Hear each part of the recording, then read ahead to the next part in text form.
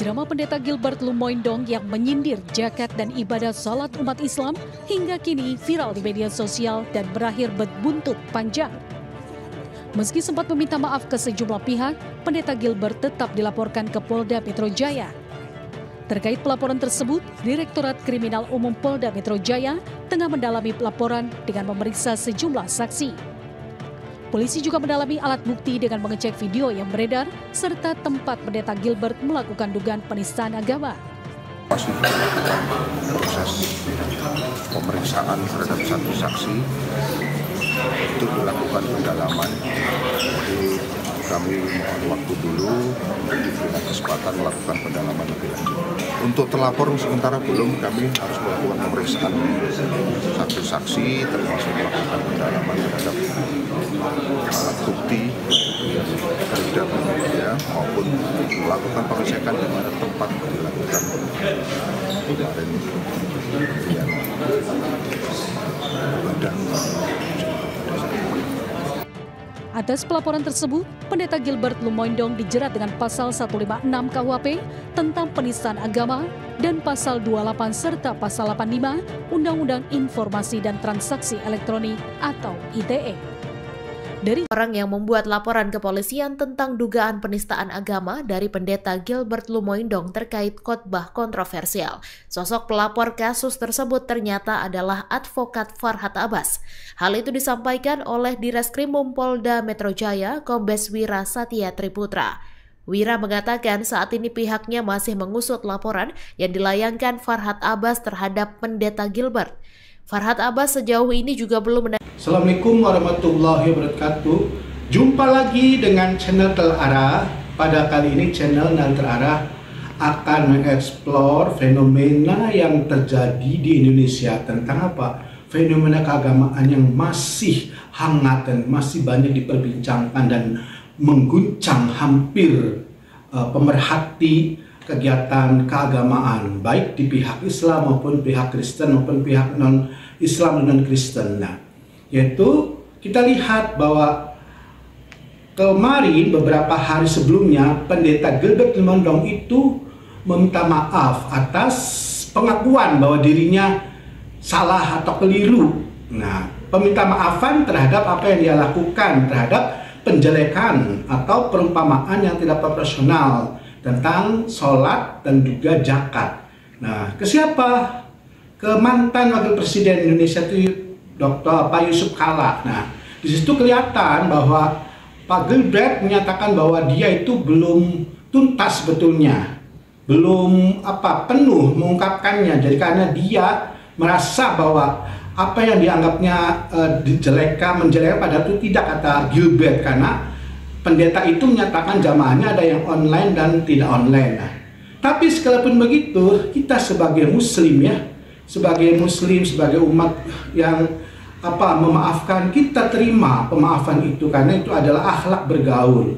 Tapi ketika ada ranah lain, karena ketika Pendeta Gilbert ini bukan semata-mata untuk hubungan pribadi, ya kan, ini perhubungan antar agama dengan bangsa, ya. Jadi agama dan bangsa berarti ada hukum bangsa yang ditegakkan. Maka di antara umat Islam ada yang sedang mengajukan, bahkan sedang melaporkan secara hukum. Nah, hukumnya bukan hukum Islam, ya, tapi konteksnya sama walaupun hukum positif.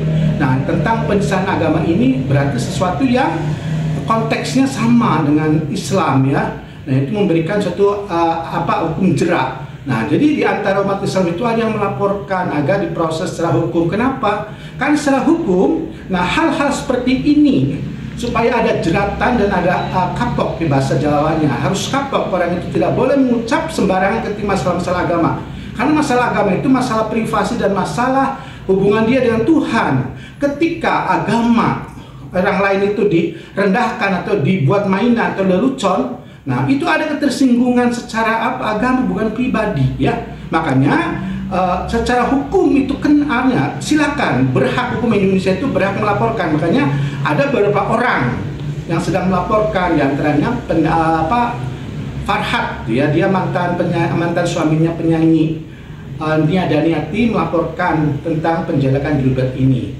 Nah, tapi mudah-mudahan kalau ternyata terbukti nanti di pengadilannya selesai gitu ya, hanya sebatas peminta maafan dimaafkan. Nah, jadi di Indonesia itu ada dua tradisi ketika menyinggung masalah-masalah hubungan antar manusia atau hubungan dengan antar beda agama. Nah, tapi tetap ya, walaupun memaafkan, nah, tapi hukum itu tidak bisa seolah-olah stop dengan pemaafan, karena pemaaf itu dimensinya lain dengan hukum. Ya, maaf itu adalah etika, akhlak bergaul. Sedangkan ketika Gilbert memberikan pernyataan yang kesannya menjelekkan Islam, yaitu zakat dan juga sholat ibadah. Nah, ini adalah agama, ya. Jadi agama itu ada undang-undangnya bahwa setiap orang berhak beragama dengan santun dan juga berhak memilih agama, dan juga barang siapa yang membuli ataupun menjelekkan, di situ ada undang-undang namanya Undang Penistaan Agama, Undang-Undang Nomor 1 Tahun 1965. Ya, jadi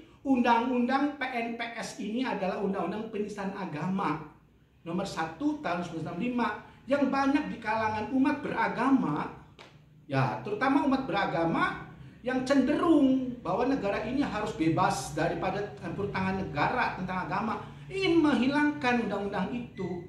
Padahal tidak bisa, walaupun ingin diganti, tetap undang-undang itu perlu. Karena banyak atau sering terjadi penistaan agama itu dalam ranah berbangsa. Seandainya undang-undang itu ditiadakan, apa jadinya bangsa ini? Apa yang terjadi? Konflik antara agama, konflik antara umat beragama, yang akhirnya ujungnya adalah merusak bangsa persatuan Indonesia. Jadi dengan undang-undang ini adalah negara ikut berperan dalam mengatur tentang pola hubungan beragama, bukan berarti negara mencampuri masalah agama. Terus ini aja ada ya, terjadi. Coba kalau tidak ada undang-undang, mungkin ya masih banyak orang yang menistakan atas nama kebenaran teologi. Nah, jadi menurut orang tersebut kebenaran teologi dibenarkan oleh ajaran agamanya, tapi secara undang-undang hukum negara itu ada pelarangannya karena menyinggung antar umat beragama. Jadi mudah-mudahan ketika ada yang melaporkan ini, pihak-pihak non-Kristen juga legowo, dan bahkan mereka juga merasa ya inginnya minta maaf, dimaafkan, tapi tetap ya namanya hukum tidak bisa dipungkiri, tidak bisa harus ditutupi. Ada yang melaporkan, itu hak orang yang melaporkan. Dan mudah-mudahan dengan cara seperti ini, perdamaian berdasarkan agama di Indonesia itu makin tumbuh dan benar-benar perdamaian yang jujur, bukan perdamaian yang dibuat-buat. Nah, sekian dari channel Nara, mudah-mudahan para pemirsa subscribe dan share channel ini dengan baik agar terus channel ini memberikan informasi yang berguna bagi kita semua. Sebagai kata akhir, wabillahi taufiq wal hidayah, wassalamualaikum warahmatullahi wabarakatuh.